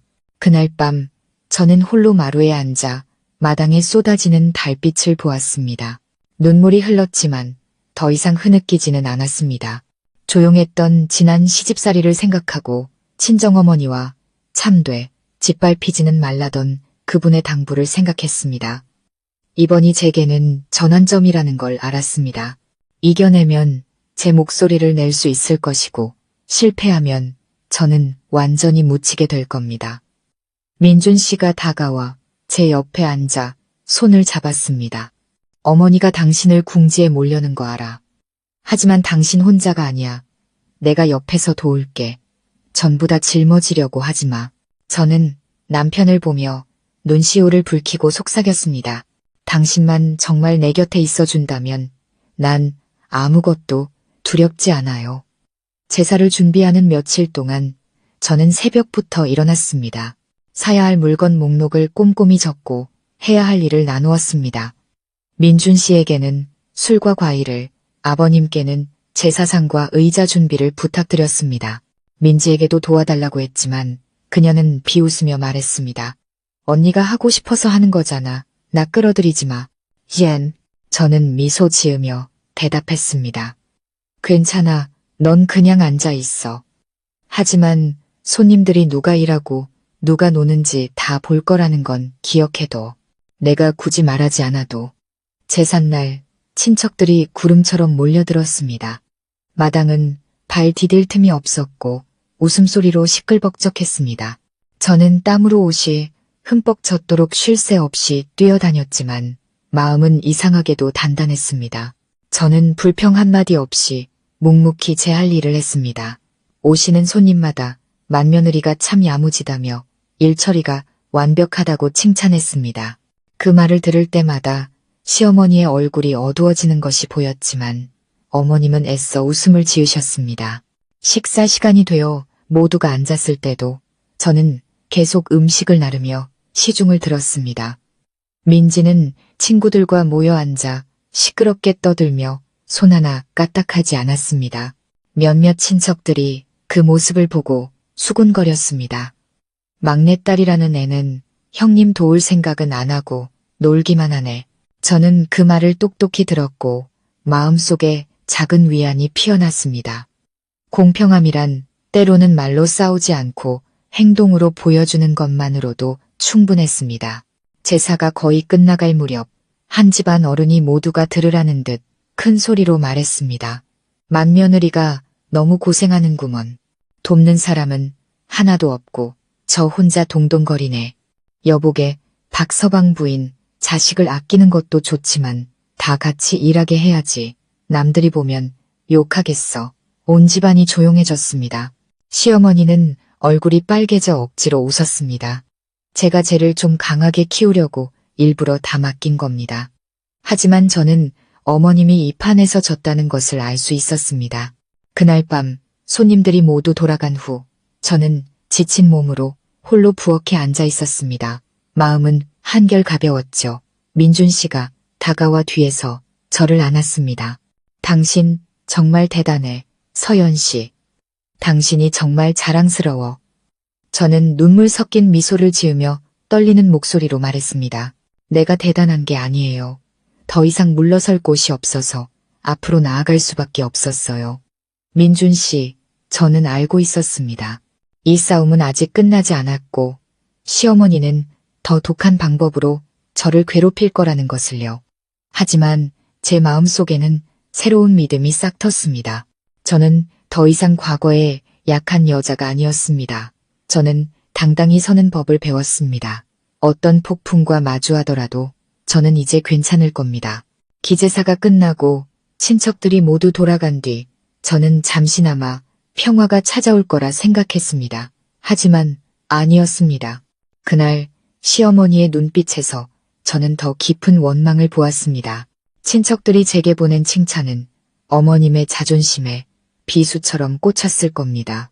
그분은 한 번도 남에게 밀려나는 것을 받아들이지 못하는 분이었으니까요. 특히 친척들 앞에서는요. 다음 날부터 어머님의 태도는 완전히 변했습니다. 더 이상 대놓고 소리치거나 힘든 일을 시키지 않으셨죠. 대신 계산적인 침묵을 지키셨습니다. 제가 지나갈 때마다 힐끗 쳐다보고는 민지와 무언가 속삭였습니다. 그때마다 들려오는 비웃음 소리가 제 마음을 차갑게 만들었습니다. 저는 어머님이 무언가를 꾸미고 있다는 걸 직감했습니다. 어느 날 저녁 민준 씨가 퇴근하며 평소처럼 제게 월급 봉투를 건넸습니다. 여보, 이걸로 알아서 생활비 써요. 제가 웃으며 봉투를 받으려던 그날 밤 시어머니가 갑자기 온 가족을 불러 모아 폭탄 선언을 했습니다. 이제부터 민준이랑 서연이 월급은 전부 내가 관리하겠다. 식구가 몇인데 돈 들어갈 데가 한두 군데가 아니야. 내가 알아서 관리할 테니 며느리는 따로 돈 가지지 마라. 괜히 딴 생각 품지 말고. 저는 그 자리에 얼어붙었습니다. 손이 굳었고 말로 표현할 수 없는 분노가 치밀었습니다. 저는 고개를 들어 어머님을 똑바로 쳐다봤습니다. 어머니, 솔직히 말씀드릴게요. 저희 부부가 땀 흘려 번 돈 당연히 이 집 생활비에 보태야죠. 하오. 하지만 월급 전부를 어머니께 드리는 건 동의할 수 없어요. 저도 시골에 계신 친정어머니 도와드려야 하고 따로 써야 할 돈도 있는데 전부 드릴 수는 없어요. 시어머니는 비웃으며 빈정거렸습니다. 그것 봐라. 쥐꼬리만 한 월급 가지고 벌써부터 딴 주머니 찰 생각부터 하잖아. 이 집 며느리가 됐으면 친정 생각보다 시댁 생각부터 해야지. 며느리가 딴 주머니 차면 집안 망하는 지름길이야. 안 내놓으면 나한테 반항하는 걸로 알겠다. 어디 오늘 내 본색을 다들 보게 될 거다. 민지가 즉시 거들었습니다. 맞아요, 엄마. 언니가 돈 숨겨서 뭐 하겠어요. 뻔하죠. 친정에 다 갖다 주려는 거 아니에요? 며느리 치고 친정 안 챙기는 사람 없다더니 틀린 말 하나 없네. 그 말들을 듣는 제 손이 부들부들 떨렸지만 저는 애써 평정을 유지했습니다. 저는 월급 봉투를 테이블에 내려놓고 천천히 하지만 분명하게 말했습니다. 어머니, 저는 아무것도 숨기지 않아요. 항상 모든 지출을 투명하게 해왔어요. 하지만 제게 모든 돈을 내놓으라고 강요하시면 죄송하지만 그럴 수 없습니다. 저는 이 집 며느리이기도 하지만 제 친정어머니의 딸이기도 합니다. 제 어머니를 외면할 수는 없어요. 잠시 정적이 흐른 뒤 시어머니가 손으로 테이블을 콱 내리쳤습니다. 잘났구나. 그럼 이제부터 내 맘대로 살아봐.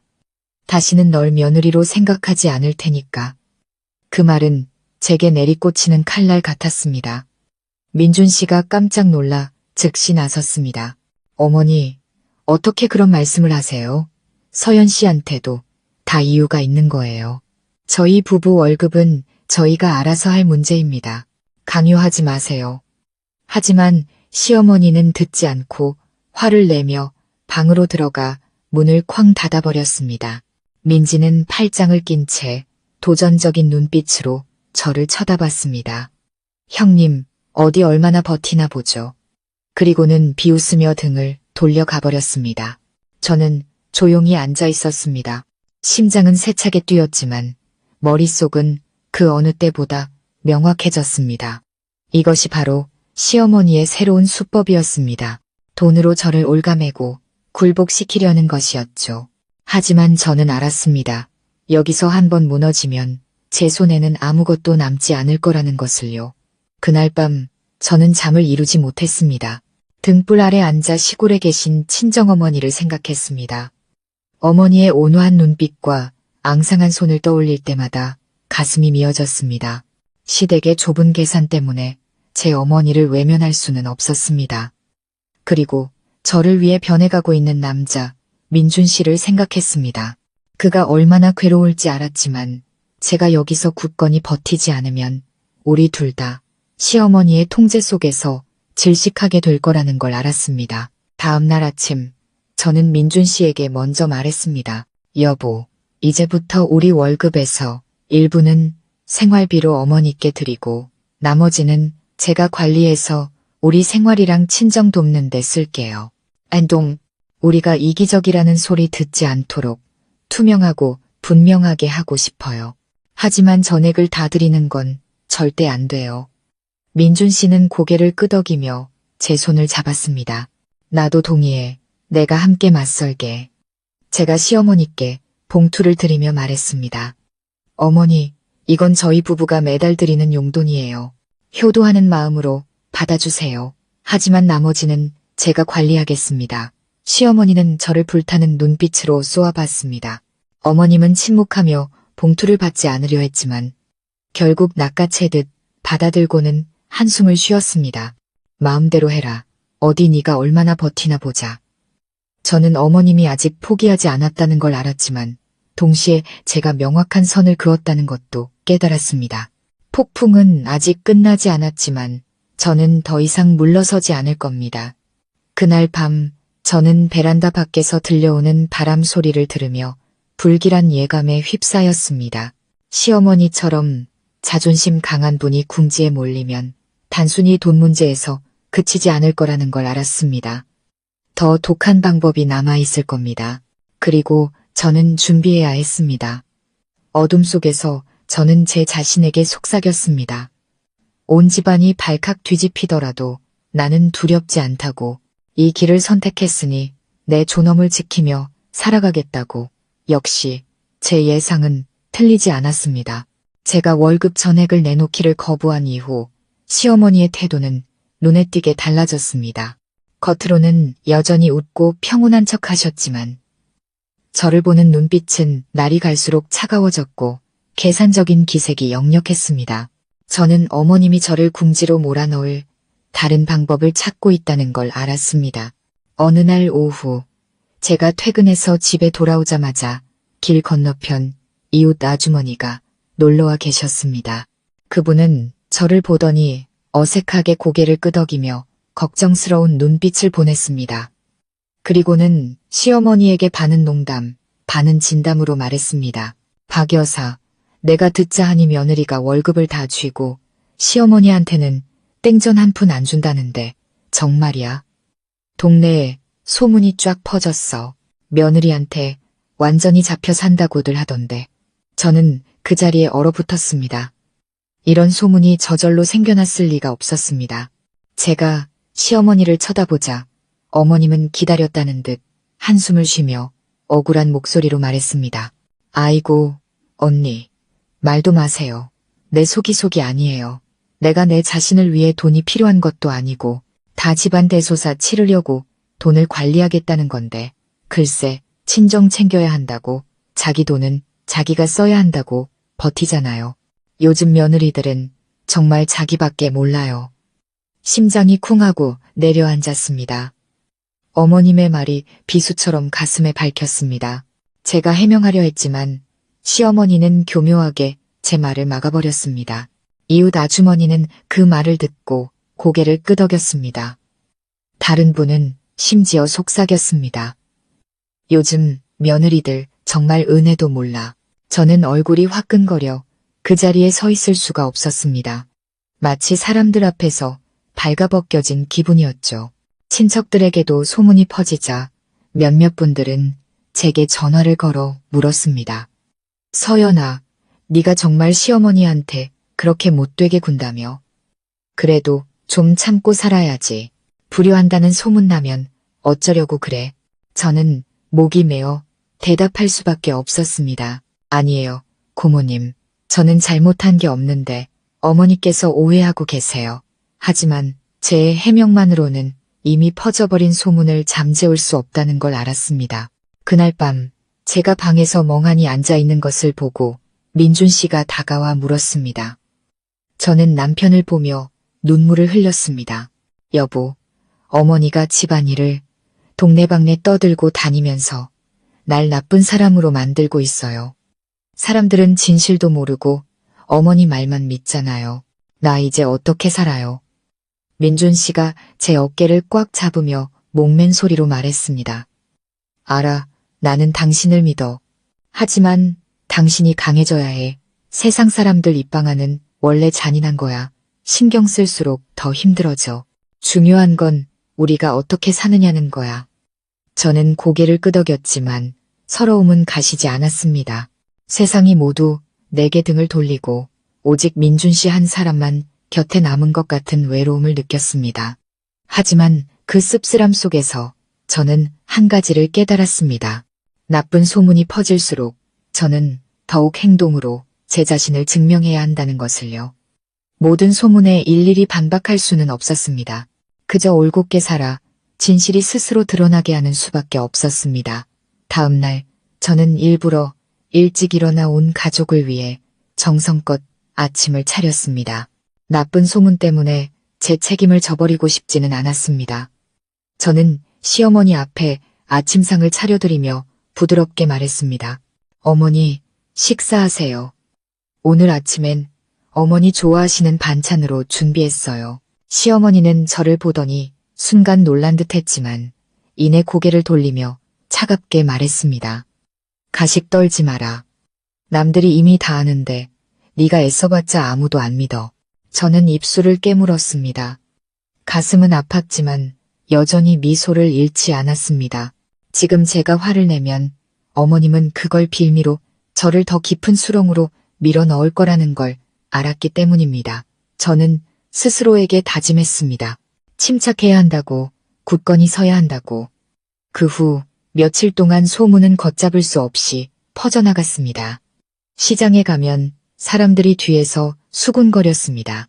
저기 봐, 박 여사네 며느리래. 예쁘고 배운 사람이라더니 시어머니를 무시한다더라. 저는 못 들은 척했지만 심장이 찔리는 듯 아팠습니다. 모든 걸 포기하고 짐을 싸서 친정으로 돌아가고 싶다는 생각도 들었습니다. 남들이 뭐라고 하든 상관없이요. 하지만 그때 어머니의 당부가 떠올랐습니다. 딸아, 중간에 포기하면 사람들은 널 더 우습게 볼 거다. 남들이 흠잡을 수 없도록 살아야 한다. 저는 다시 이를 악물었습니다. 어느 날 오후 친척들이 제사 이후로 안부차 집에 들렀습니다. 모두가 모인 자리에서 시어머니는 일부러 한숨을 쉬며 하소연했습니다. 저는 이제 늙어서 힘도 없는데 며느리가 좀 알아서 해주면 좋으련만 월급을 자기가 다 쥐고 저한테는 관리를 안 맡기니 제 속이 얼마나 타는지 몰라요. 아주버님, 저는 그 말을 들으며 심장이 찢어지는 것 같았습니다. 거실에 있는 모든 시선이 제게로 쏠렸습니다. 한 친척 어른이 저를 나무랐습니다. 서연아, 네가 좀 더 넓게 생각해라. 시어머니께서 연세도 있으신데 돈 관리하시겠다는 게 다 집안일 때문이겠지. 저는 입술을 꽉 깨물고 깊게 숨을 들이마신 뒤 천천히 입을 열었습니다. 제가 한 말씀만 드리겠습니다. 저와 민준 씨가 번 돈으로 저희만 생각한 적 없습니다. 항상 부모님께 효도하는 마음으로 생활비를 드리고 있습니다. 저는 제 도리를 잊은 적이 없습니다. 하지만 저 또한 시골에서 홀로 고생하시는 친정어머니가 계십니다. 제가 어머니를 도와드려야지 외면할 수는 없습니다. 그것 때문에 불효한다는 소리를 들어야 한다면 제가 감수하겠습니다. 거실은 쥐 죽은 듯 조용해졌습니다. 한 연세 지긋한 어른이 고개를 끄덕였습니다. 그 말도 일리가 있네. 며느리가 친정부모한테 효도하는 것도 당연한 도리지. 어떻게 자기 뿌리를 잊으라고 강요해. 그분의 말씀에 저는 눈시울이 뜨거워졌습니다. 칠흑 같은 어둠 속에서 한 줄기 빛을 본 기분이었죠. 하지만 시어머니가 즉시 끼어들었습니다. 그럼 나는요? 나는 걱정할 필요도 없다는 건가요? 저는 눈물이 맺힌 채 어머님을 보며 차분하게 말했습니다. 어머니, 저는 한 번도 어머니를 잊은 적이 없습니다. 하지만 제게 친정어머니와 시어머니 둘 중 하나를 선택하라고는 하지 말아주세요. 제 마음을 둘로 나눌 수는 없지만 양쪽 모두에게 도리를 다하기 위해 노력하겠습니다. 제발 제 마음을 알아주세요. 아무도 더 이상 말이 없었고 무거운 분위기만 감돌았습니다. 친척들이 돌아갈 때 어떤 분은 고개를 저었고 어떤 분은 침묵했습니다. 하지만 그들의 눈빛에서 저를 조금이나마 이해하게 되었다는 것을 느낄 수 있었습니다. 그날 밤 민준 씨가 저를 안으며 따뜻하게 말했습니다. 당신 정말 대단해. 당신이 오랫동안 내가 감히 하지 못했던 말을 해줬어. 당신이 자랑스러워. 저는 남편의 어깨에 기대어 눈물을 흘렸습니다. 세상 사람들이 아무리 잔인하게 말해도 당신만 내 곁에 있어준다면 나는 계속 나아갈 수 있을 거라고 생각했습니다. 저는 시어머니가 여기서 멈추지 않을 거라는 걸 알았지만 동시에 제가 한 걸음 한 걸음 이 집뿐만 아니라 사람들 마음속에서도 제 목소리를 되찾고 있다는 걸 깨달았습니다. 그리고 무엇보다 중요한 것은 제가 제 존엄을 지켰다는 사실이었습니다. 친척들이 모인 그날 이후 저는 시어머니가 조금은 누그러지실 거라 생각했습니다. 하지만 아니었습니다. 어머님의 침묵은 마치 폭풍전야의 먹구름과도 같았죠. 저는 어머님이 더 크고 더 독한 무언가를 준비하고 있다는 것을 직감했고 늘 경계해야 했습니다. 어느 주말 오후 시어머니가 갑자기 민지를 불렀습니다. 다음 주에 친척들이랑 동네 사람들 좀 초대해서 집에서 식사나 한번 하자. 오랜만에 다 같이 모이는 거지. 그 말을 듣는 순간 저는 불안해졌습니다. 시어머니가 그렇게 순순히 나올 뿐이 아니었으니까요. 어머님의 눈빛에는 달콤하면서도 위험한 무언가가 번뜩이고 있었습니다. 어머니, 제가 준비할 거라도 있을까요? 라고 묻자 어머님은 저를 힐끗 보며 부드럽게 말했습니다. 맏며느리가 당연히 해야지. 지난번 제사 때 네가 한 걸 보고 친척들이 칭찬이 자자하더라. 그러니 이번에도 네가 아주 근사하게 차려서 다들 우리 집 며느리 실력에 감탄하게 해봐라. 저는 순간 멈칫했습니다. 어머님이 저를 칭찬하고 있었지만 그 칭찬은 저를 안심시키지 못했습니다. 마치 장미꽃으로 덮인 달콤한 함정 같았죠. 그 아래에는 날카로운 가시가 숨겨져 있을 겁니다. 저는 고개를 끄덕였습니다. 네, 어머니, 최선을 다해볼게요. 약속한 날 예상보다 훨씬 많은 손님들이 몰려왔습니다. 친척들뿐만 아니라 처음 보는 얼굴들도 많았죠. 다들 멋지게 차려입고 와서 시끌벅적하게 이야기를 나누었습니다. 시어머니는 손님들 사이를 오가며 환하게 웃으며 자랑했습니다. 우리 며느리가 아주 야무져요. 오늘 이 모든 걸 혼자 다 준비했답니다. 다들 기대하셔도 좋아요. 저는 부엌에 서서 이마에 흐르는 땀을 닦았습니다. 마음이 조마조마했죠. 음식도 충분히 준비했고 모든 것을 꼼꼼히 확인했지만 여전히 불길한 예감을 떨칠 수 없었습니다. 예상대로였습니다. 모두가 자리에 앉아 시어머니가 일부러 잔을 높이 들고 큰 소리로 말했습니다. 오늘 우리 맏며느리 덕분에 이렇게 다 같이 모여 즐거운 식사를 하게 됐네요. 하지만 제 속은 타들어갑니다. 제가 아들 하나 애지중지 키워서 장가보냈더니 이제는 마누라 말만 듣고 친정만 챙기네요. 제가 늙어서 집안 대소사 때문에 돈 좀 관리하겠다는데도 반대를 하니 제가 얼마나 속상하겠어요. 온 집안이 술렁거리기 시작했고 수군거리는 소리가 들려왔습니다. 어머, 며느리가 그러면 못 쓰지. 저는 그 자리에 얼어붙어 심장이 멎는 듯 했습니다. 저는 시어머니가 일부러 제가 해명할 수 없는 상황을 만들었다는 것을 깨달았습니다. 민지가 즉시 기름을 부었습니다. 맞아요. 우리 형님은 어머니한테 돈도 안 드릴 뿐더러 큰 소리로 말대꾸까지 해요.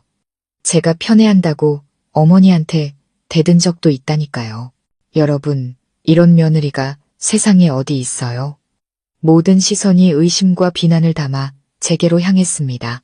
저는 깊게 숨을 들이마시고 자리에서 일어났습니다. 목소리는 차분했지만 단호했습니다. 제가 한 말씀만 올리겠습니다.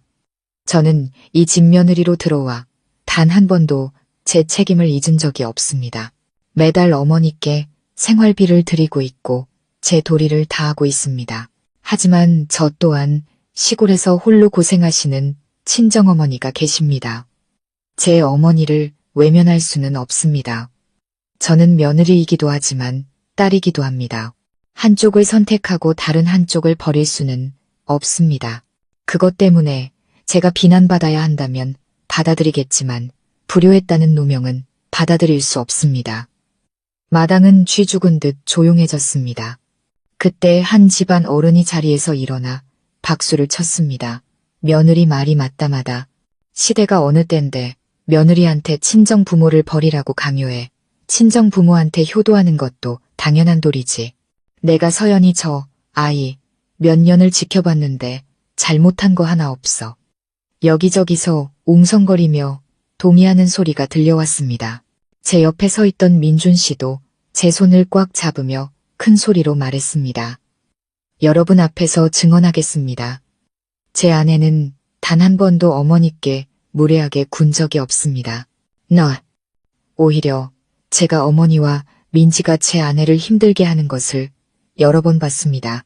오늘 저는 더 이상 제 아내가 억울한 누명을 쓰는 것을 지켜보고만 있지 않겠습니다. 민준 씨의 단호한 목소리가 팽팽한 긴장감을 깨뜨렸습니다. 상석에 앉아 계시던 아버님도 천천히 입을 여셨습니다. 여보, 그만하시오. 당신이 이럴수록 남들 보기 부끄러워. 저 아이가 얼마나 참고 견디며 이 집안을 위해 애썼는지 내가 다 봤소. 이제 그만할 때도 됐잖소. 시어머니는 그 자리에 얼어붙었고 얼굴이 파랗게 질렸습니다. 아버님의 말씀은 수많은 사람들 앞에서 어머님의 체면을 완전히 깎아내렸습니다. 어머님은 부들부들 떨며 무언가 반박하려 했지만 주변에서는 이미 저를 지지하고 칭찬하는 소리가 터져나왔습니다. 맏며느리가 똑똑하고 야무지고 효심도 깊다는 칭찬에 어머님은 말을 잃었습니다. 저는 자리에 앉으며 눈물을 흘렸습니다. 서러움과 안도감이 뒤섞인 눈물이었습니다. 제가 아직 완전히 이긴 것은 아니었지만 적어도 이번에는 가장 잔인한 함정 앞에서 굳건히 버텨냈습니다. 그리고 무엇보다 저는 더 이상 혼자가 아니었습니다. 민준 씨와 아버님 그리고 친척들 중 일부가 진실을 보기 시작한 것입니다. 파티는 계속되었지만 처음처럼 떠들썩하지는 않았습니다. 제 마음속에서는 여전히 폭풍이 몰아치고 있었습니다. 시어머니가 여기서 멈추지 않을 거라는 것을 알았기 때문입니다. 하지만 저는 제가 이미 절반의 길을 걸어왔다는 것도 알았습니다. 앞으로의 길이 험난할지라도 저는 고개를 들고 계속 나아갈 것입니다. 민지 생일 파티 이후 집안은 숨막힐 듯 무거운 분위기에 휩싸였습니다. 손님들은 돌아가면서 모두 저를 칭찬했지만 그럴수록 시어머니의 마음속 상처는 더 깊어졌을 겁니다. 평생을 집안의 절대 권력자로 살아오신 분이 저와 남편에게 친척들 앞에서 공개적으로 망신을 당했으니 그 굴욕을 쉽게 삼키실 리가 없었습니다. 어머님은 더 이상 소리치지 않으셨지만 그 침묵이 오히려 저를 두렵게 했습니다. 저는 어머님의 직설적인 분노에 익숙해져 있었기에 그 침묵 뒤에 더 큰 폭풍이 숨어 있다는 것을 직감할 수 있었죠. 며칠 뒤 예상대로 일이 터졌습니다. 퇴근하고 집에 들어서니 거실에서 시어머니가 눈물을 흘리며 흐느끼는 소리가 들렸습니다. 아이고, 아주버님, 형님, 제 팔자 좀 보세요. 늙어서 며느리한테 이런 지옥 같은 대접을 받고 살 줄이야. 앞에서는 살랑거리면서 뒤에서는 온갖 계산을 다해요. 제가 아들 하나 금지옥이업 키워놨더니 이제는 마누라 말만 듣고 이 늙은 어미는 내팽개치네요. 저는 깜짝 놀라 주위를 둘러봤습니다. 집 안에는 먼 친척 두 분과 이웃, 아주머니 몇 분이 심각한 표정으로 어머님 주위에 앉아 계셨습니다. 저는 문 앞에 얼어붙은 채 가방을 꽉 쥐었습니다. 가슴이 답답해졌죠. 한 이웃 아주머니가 말했습니다. 박 여사, 그만 울어. 요즘 며느리들 중에 못된 애들 많아. 진짜 불효막심하면 본때를 보여줘야지. 시어머니는 손수건으로 눈물을 닦으며 목맨 소리로 말했습니다.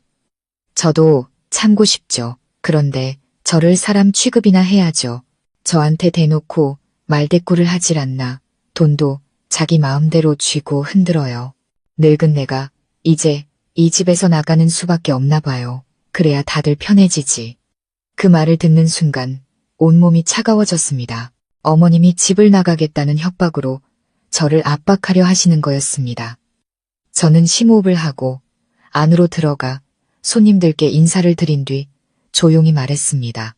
어머니, 저는 한 번도 어머니를 소홀히 대한 적이 없습니다.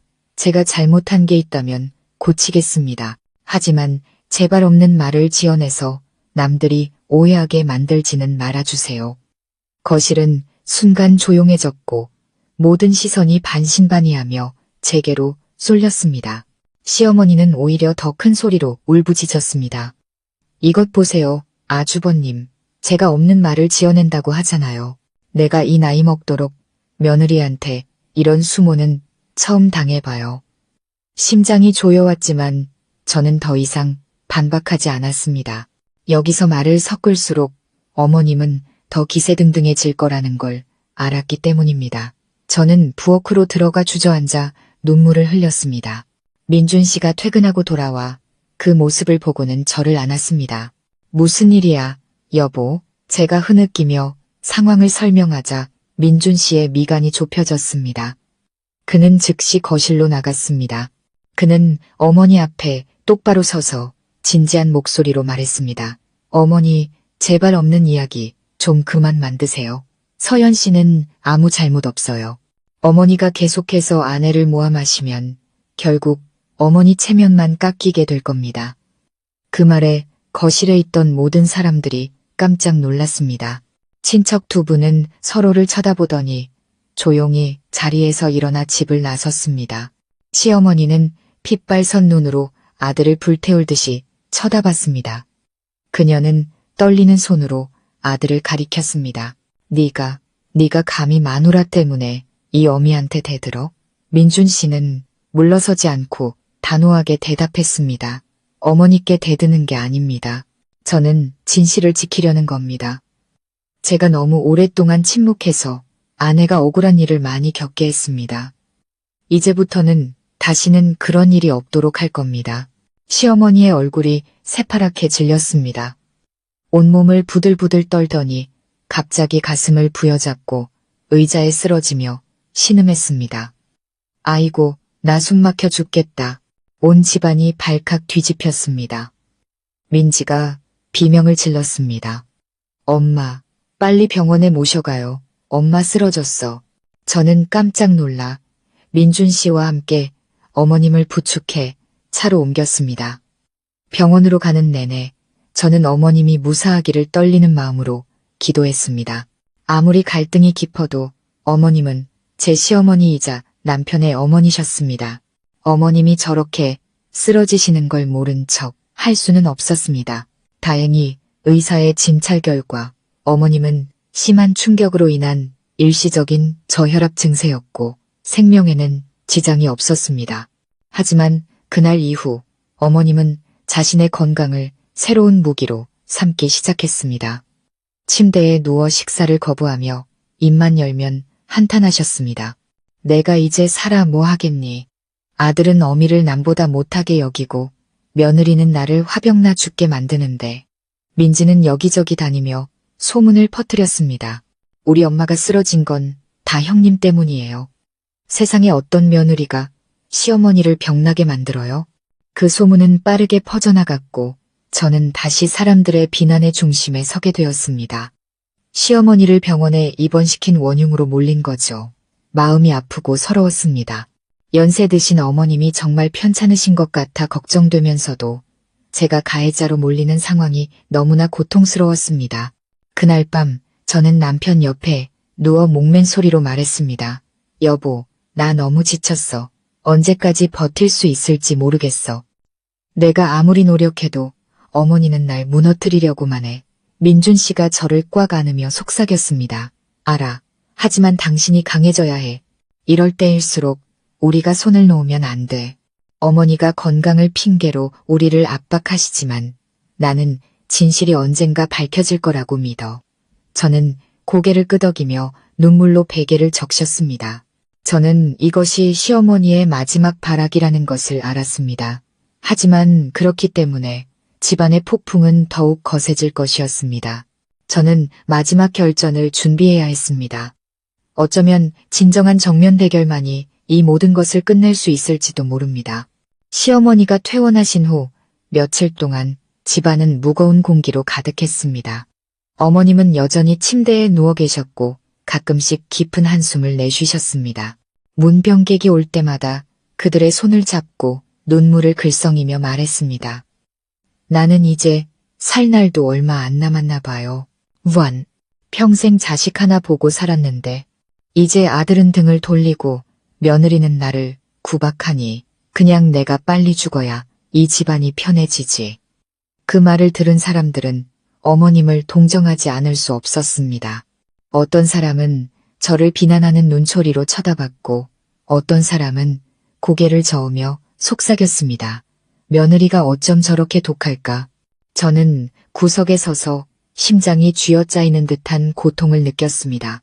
해명하고 싶었지만 말을 해봤자 버릇없는 며느리로 몰릴 뿐이라는 걸 알았습니다.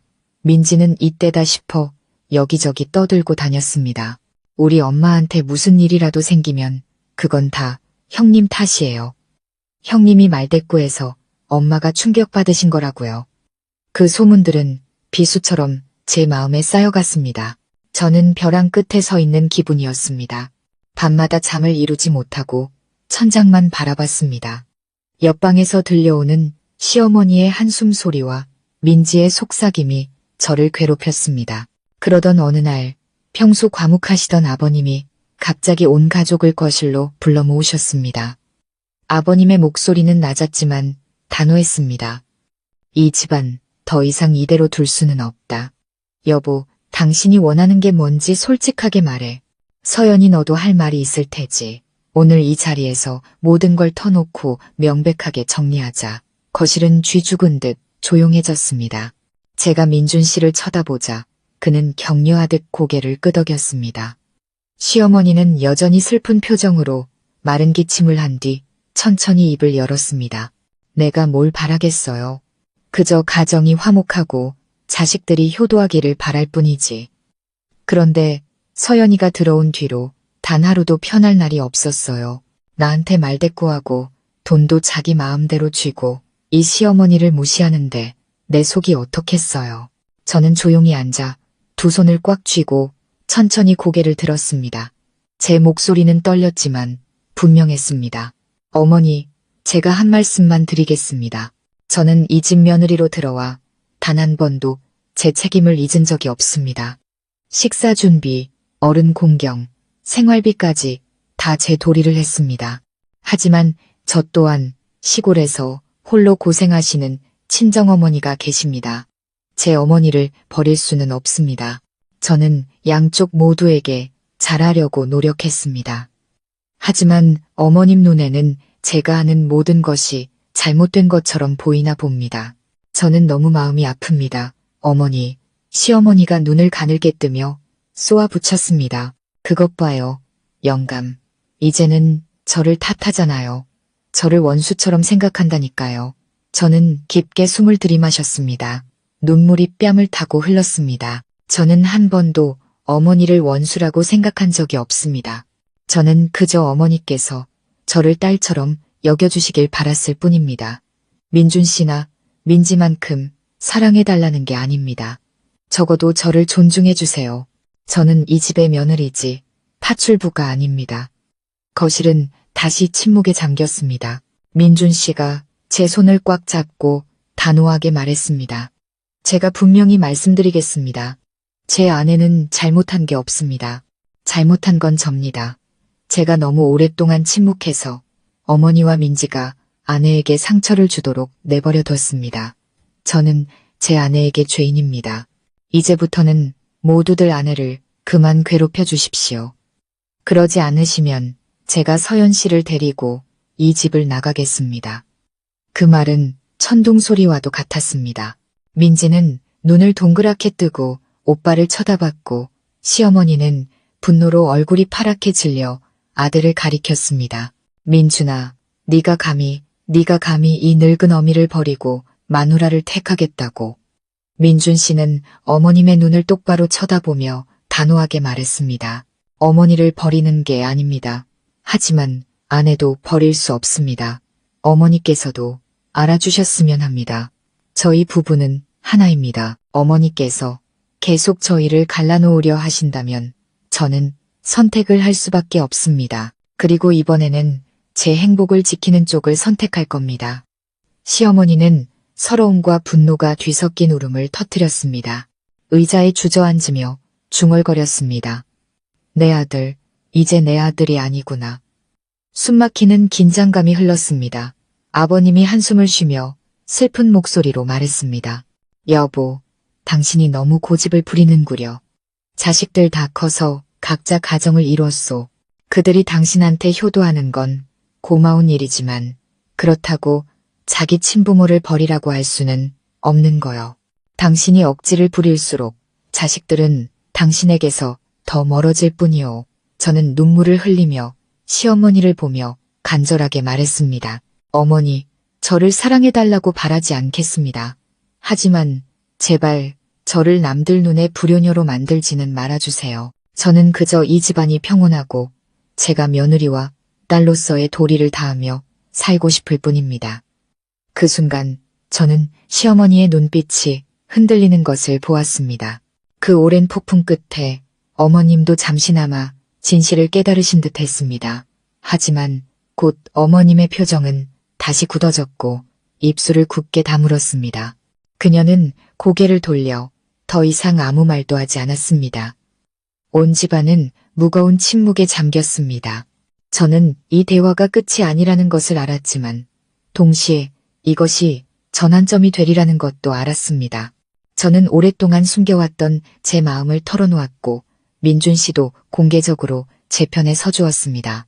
시어머니는 아직 받아들이지 못하셨지만 조금이나마 마음이 흔들린 것이 분명했습니다. 그날 밤 저는 남편 옆에 누워 복잡한 마음의 잠을 이루지 못했습니다. 그가 저를 안으며 속삭였습니다. 당신 정말 대단해. 언젠가 어머니도 알아주실 거야. 우리가 그저 묵묵히 올바르게 살아가면 진실은 결국 모든 걸 증명해 줄 거야. 저는 고개를 끄덕이며 조용히 눈물을 흘렸습니다. 마음속 고통은 여전했지만 한 줄기 희망의 빛이 보였습니다. 어쩌면 이 기나긴 폭풍도 거의 끝나가고 새벽의 빛이 서서히 밝아오고 있는지도 모릅니다.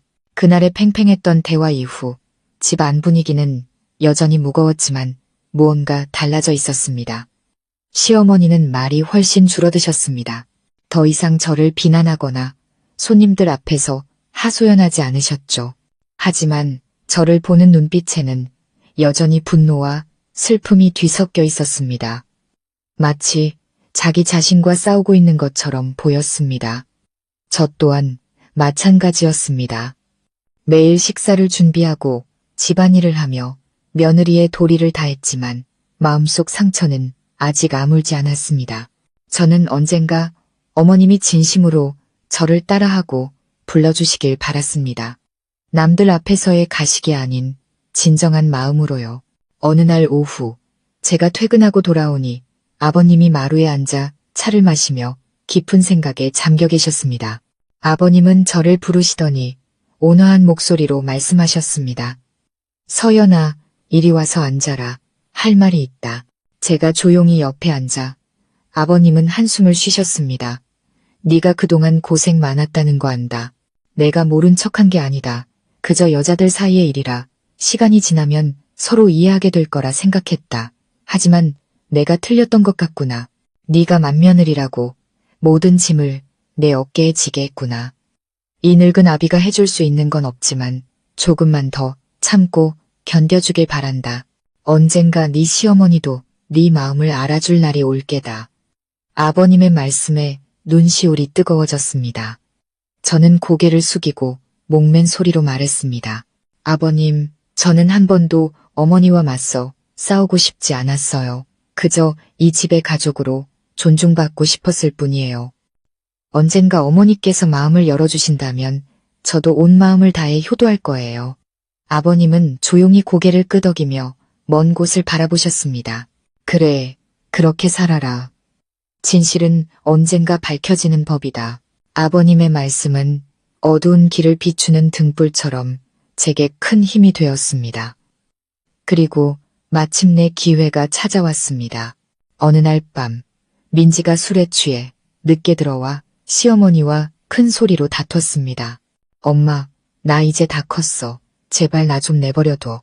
형님이나 챙기지. 왜 맨날 나한테 이래라 저래라 하는 건데.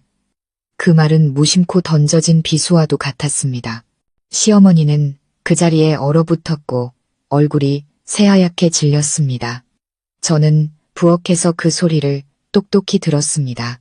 평생을 민지를 자랑으로 여기고 마지막 기댈 곳이라 생각하셨는데 바로 그 딸에게서 그런 말을 들으셨으니 그 충격이 오죽했을까요? 시어머니는 부들부들 떨며 떨리는 목소리로 말했습니다. 민지야, 네가 어떻게 그런 말을, 엄마가 하는 모든 게 다 너를 위한 건데. 민지는 머리를 쓸어 넘기며 차갑게 말했습니다. 난 그런 거 필요 없어. 형님한테나 잘해줘. 엄마가 바라는 거 형님한테 시키면 되잖아. 난 상관 안 해. 민지는 그렇게 말하고는 방으로 들어가 문을 쾅 닫아버렸습니다. 집안은 죽은 듯 조용해졌습니다. 저는 떨고 있는 시어머니의 뒷모습을 보며 가슴 아픔을 느꼈습니다. 저는 천천히 다가가 조용히 말했습니다. 어머니, 우선 좀 앉으세요. 시어머니는 저를 돌아봤습니다. 그 눈에는 당혹감과 억울함이 가득했습니다. 눈물이 뺨을 타고 흘렀습니다. 너도 봤지. 내가 누굴 위해 이렇게 살았는데, 자식들을 위해 살았는데, 결국 나한테 저런 말을 하는구나. 나한테는 이제 아무것도 남지 않았어. 저는 어머님 옆에 앉아 조심스럽게 그분의 손을 잡았습니다. 그렇게 자연스럽게 시어머니의 손을 잡아본 것은 처음이었습니다. 저는 목맨 소리로 하지만 진심을 다해 말했습니다. 어머니 심정 알 것 같아요. 저도 딸이니까요. 모든 어머니는 자식이 말을 잘 듣길 바라죠. 하지만 어머니, 억지로 잡을수록 더 멀어지는 것 같아요. 민지가 아직 어리고 철이 없어서 그런 걸 거예요. 곧 어머니의 마음을 알게 될 거예요. 너무 마음 아파하지 마세요. 시어머니는 잠시 멈칫하더니 저를 오랫동안 바라보았습니다. 그 눈빛에서 저는 처음으로 흔들림과 부드러움을 보았습니다. 어머님은 얼굴을 감싸 쥐고 울음을 터뜨렸습니다. 내가 틀렸던 거니 자식들을 곁에 두고 싶었을 뿐인데 그럴수록 더 멀어지는구나. 저 또한 눈물을 흘리며 어머님의 손을 꽉 잡았습니다. 어머니, 저는 한 번도 어머니 곁을 떠나고 싶었던 적이 없어요. 저는 그저 어머니께서 저를 딸처럼 여겨주시길 바랐을 뿐이에요. 민지와 경쟁하거나 어머니께 반항하고 싶었던 게 아니에요. 저는 그저 이 집이 평온하고 어머니께서 행복하시고 저희 부부가 도리를 다하며 살고 싶었을 뿐이에요. 그 순간 저는 어머님의 손이 떨리는 것을 느꼈습니다. 어머님은 흐느끼며 속삭였습니다. 서연아, 네가 나를 어머니라고 부르는 게 왜 이렇게 낯설까? 내가 그동안 자존심 세우고 이 집안의 권위만 지키려다가 정작 중요한 정을 잊고 살았구나. 나를 용서해 줄 수 있겠니? 제 눈에서도 눈물이 쉴 새 없이 흘렀습니다.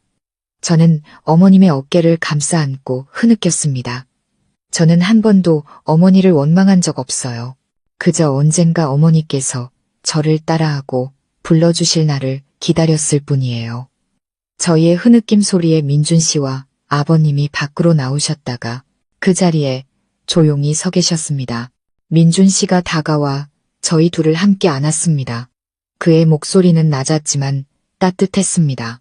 어머니, 그리고 제 아내, 두 분 다 제게는 세상에서 가장 소중한 사람들입니다. 이제부터는 우리 집에 더 이상 폭풍이 없었으면 좋겠습니다. 아버님은 눈시울이 붉어진 채 조용히 고개를 끄덕였습니다. 그래, 이게 바로 가족이지. 폭풍이 지나가고 이제 정만 남았구나. 그날 이후 모든 것이 조금씩 변하기 시작했습니다. 시어머니는 더 이상 소리치거나 저를 험담하지 않으셨습니다. 대신 마치 관계를 다시 시작하려는 듯 제게 사소한 것들을 물어보시곤 했습니다. 민지도 그날의 다툼 이후로 조금씩 철이 드는 듯 했습니다. 어머니의 사랑이 무조건적인 어리광으로만 이루어지는 게 아니라는 걸 깨달은 것 같았죠. 그리고 저는 그 어느 때보다 마음이 가벼워졌습니다. 저는 여전히 밥을 짓고 청소를 하고 집안일을 돌봤습니다. 하지만 이제 이 집에서 저는 더 이상 외롭지 않았습니다.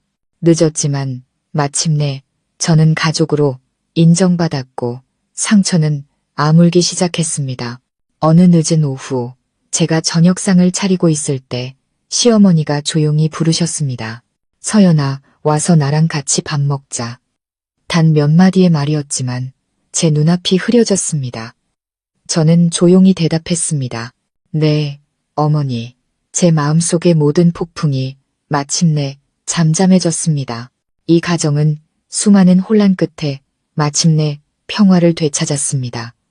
그리고 저는 깨달았습니다. 어떤 싸움은 승패가 아니라 상대를 감화시키기 위한 인내와 진심이 필요하다는 것을요. 시청자 여러분, 오늘의 이야기는 여기서 끝이 났지만 그 여운은 우리 마음에 많은 생각을 남깁니다. 착하고 성실한 한며느리가 진심을 다해 새로운 가정에 들어섰습니다. 하지만 환영받기는커녕 의심과 억압, 그리고 끊임없는 험담에 맞서야 했습니다.